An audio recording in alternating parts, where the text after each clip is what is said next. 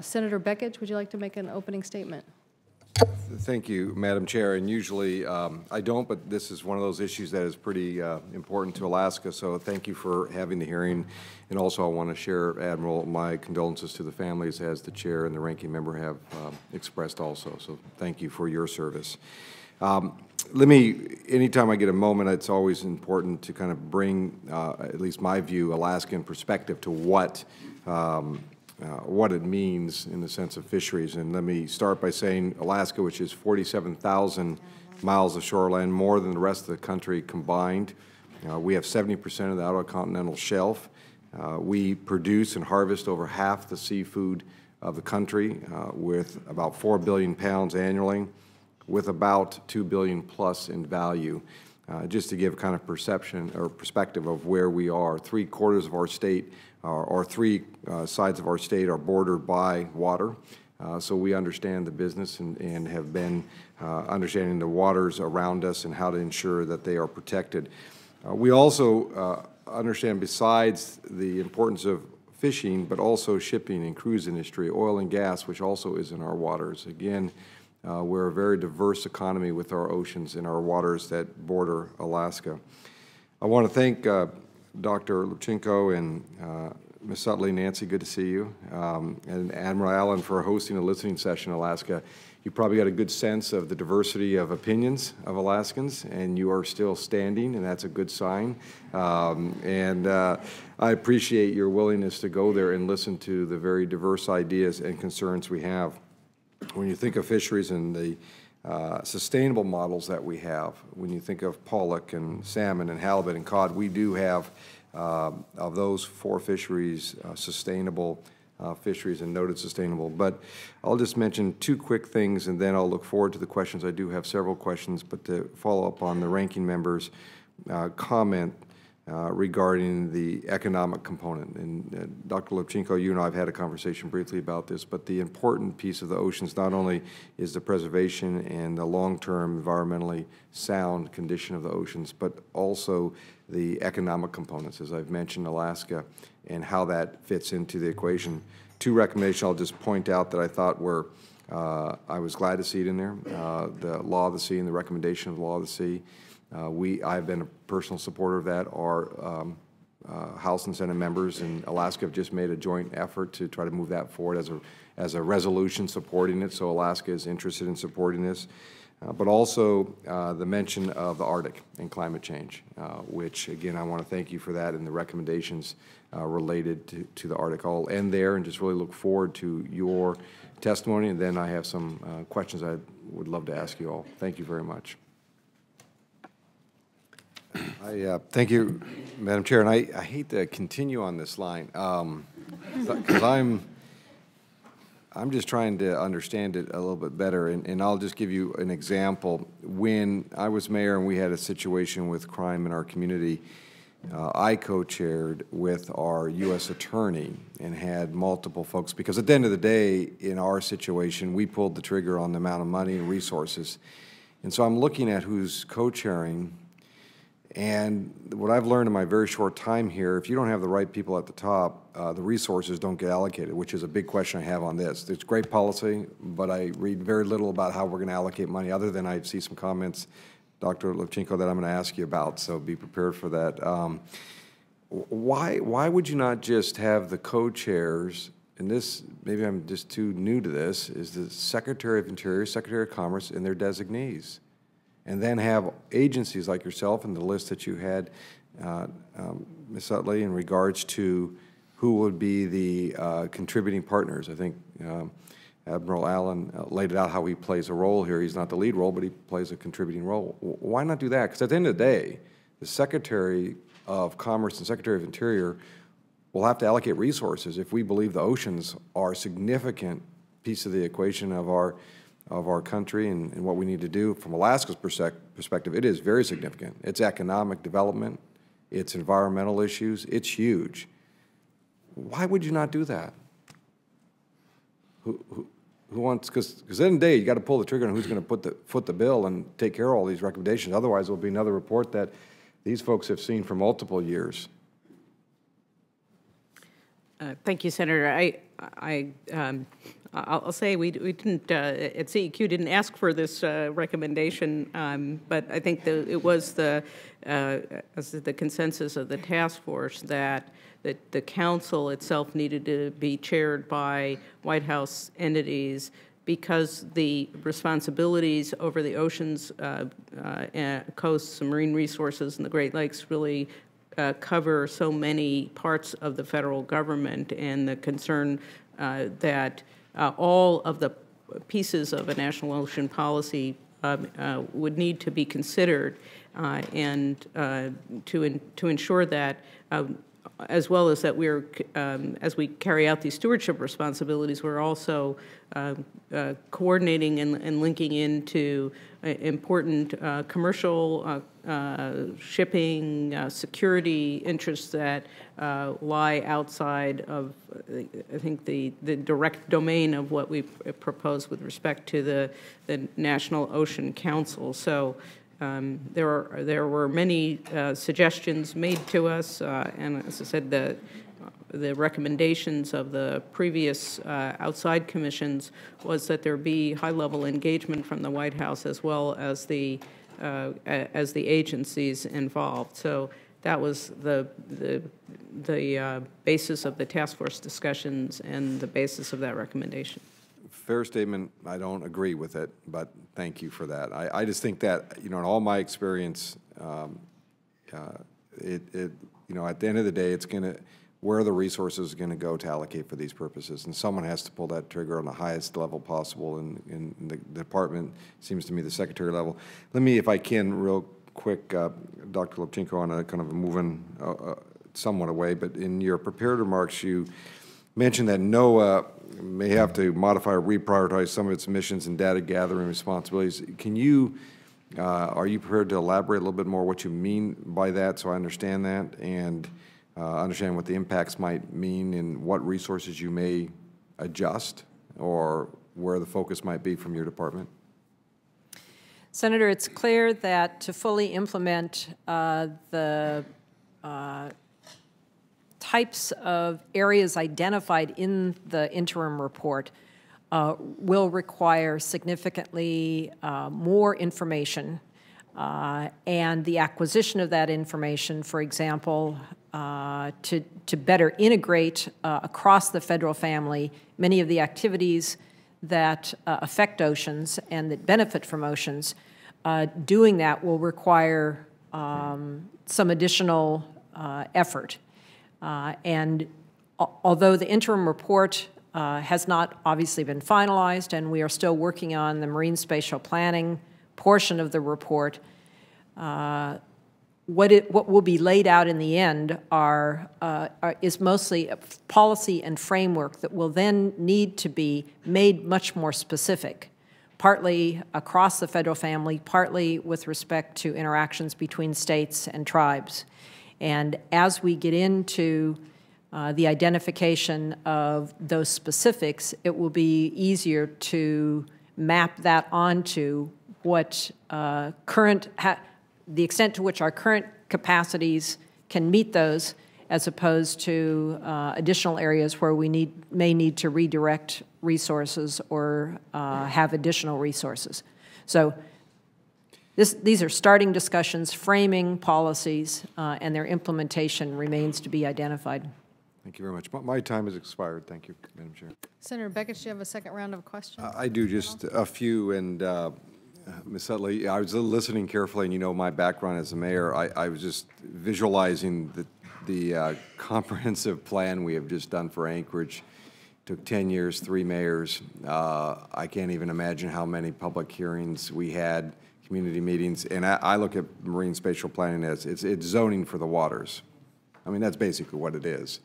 And I want to also echo some concerns of how that, I'd be very curious how that process works, because as someone who struggled with doing a simple, I thought, comprehensive plan for a community that wasn't that large in the sense of ground mass, it turned into a long, drawn-out process and very expensive process to add to that. So I'm going to be very curious about that. And also, just a statement generally is, in that experience, which is small in comparison to obviously the marine spatial planning, is one size cannot fit all. Every region is different. Florida is different than Alaska.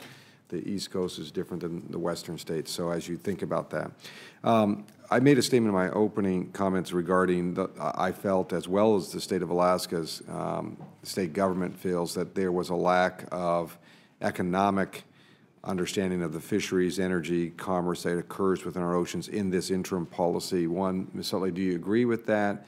And if so, in the next period of time, how will you address what we think is a void in this plan?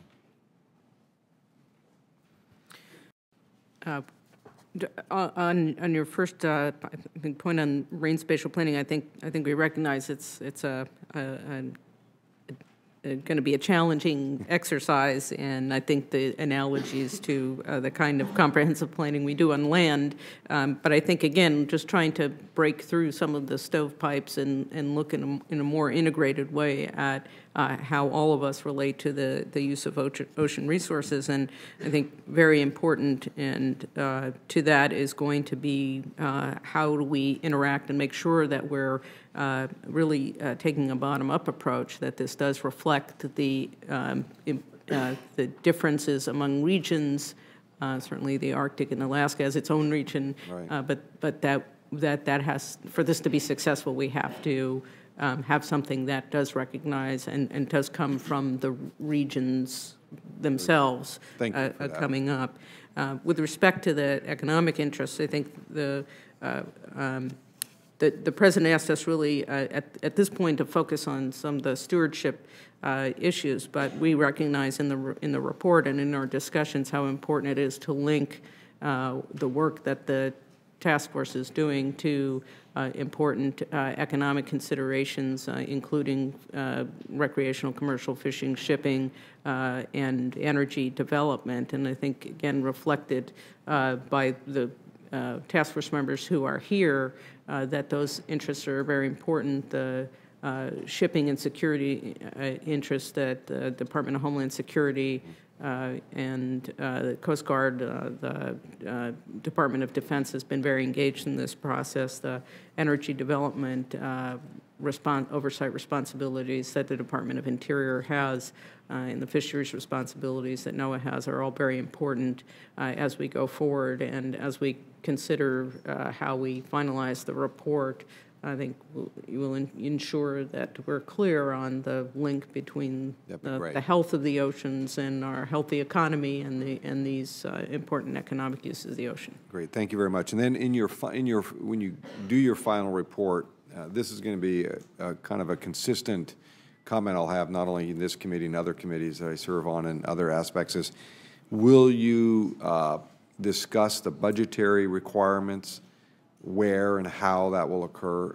You know, we do a lot of bills around here, but we always forget one little component of it, and that is how we're going to pay for it. And what happens is the departments then get subjected to additional workload and say, well, now shift everything around and make it all work, and oh, by the way, don't diminish what you're doing, which is totally impossible. So are you going to address the financial requirements, short-term as well as long-term, at all in the report? Well, the report. And if not, could you? I'm going to jump to the potential answer. So. Yeah. Well, the report outlines that we understand that agencies will have to commit resources and assets, and many of them do certainly. Now commit significant resources to their responsibilities on the oceans. And the interim report outlines the development of strategic plans on the priority areas, including the Arctic.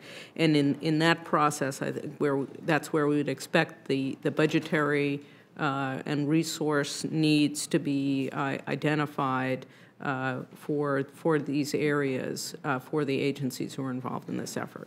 Thank you very much. My time is up, and Madam Chair, I'll have some other questions I'll submit for the record and just go from there. But again, thank all of you, and thanks for all your work on the effort and the task force, and I'm looking forward to continue to work with all of you. Thank you very much. If I can, and Dr. Kelso, I want to call you Danny, as you know, that's how we refer to you. But let me, Dr. Kelso, if I can ask you, one of the comments that I've seen off and on is that offshore oil development or gas development maybe should be in hold while they go through the process of this effort and the spatial planning, marine planning effort be completed. You know, obviously I would have major heartburn over that because, as I heard, you probably heard me describe planning efforts I've been through, this is not one that ends up in 1 year and you're done. So can you give me any comment? Because one, your personal experience of Alaska, but how do you balance that as we develop a long-term policy and a planning effort and ensure that we continue to move forward on responsible offshore development? Thank you, Senator Begich. The key, I think, is to look closely at the particular environments and the state of the science that we have, as well as other key information like traditional ecological knowledge. So here's how I would approach that. In a place like the Arctic, which is unusually vulnerable and has extraordinary resource values, we need to proceed carefully so we make the right decisions. That's not to say that we would simply stop and not proceed at all. Right. Exactly. We are not pursuing a moratorium. We're talking about a kind of timeout that lets us get it right. And the different pieces of that, including the different regions and subregions in your state, make it possible, I think, to make different decisions in different areas based on how much information we have, how vulnerable the areas are, what the proposals are for pursuing resource extraction.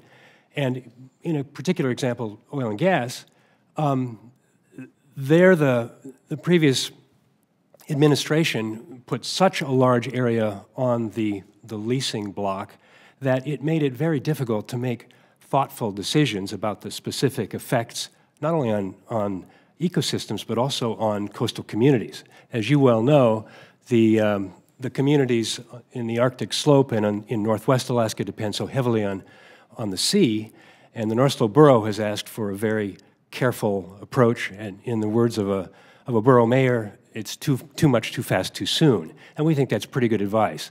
That doesn't mean you can't get there. It means we need to be careful how we do that, and we make choices that are specific to the data, that are specific to the risks involved, and the particular proposals to go forward.